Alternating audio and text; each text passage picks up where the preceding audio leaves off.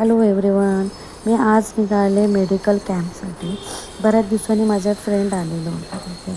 त्यांचं medical camp लावलेलं तिथे. ते मी जाऊन भेटूया म्हणून निघाले मी. तर मला तर अगोदर वाटलं की आमच्या गेटच्या बाहेरच असेल म्हणून गेली चालत चल. तर बघते तिथे नव्हतंच.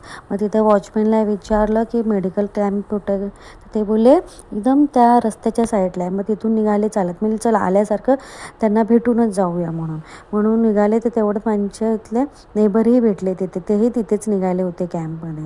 मग तिथून चालत तो पल्ला कसा तरी निघून गेला.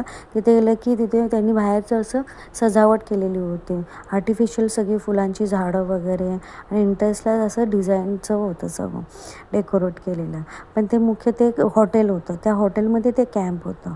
त्याच्यामुळे ते खूप सुंदर होतं असं आतमध्ये. तिथे गेलं की जरा शांतता झालं मनला, कारण एवढ्या उन्हातून तिकडे गेलो. मग तिथे गेलो, सगळ्यांना भेटलो तिथे मेडिकल कॅम्पमध्ये. आणि त्याच्यानंतर मग कुठे काय काय ते जाऊन बघून आलो.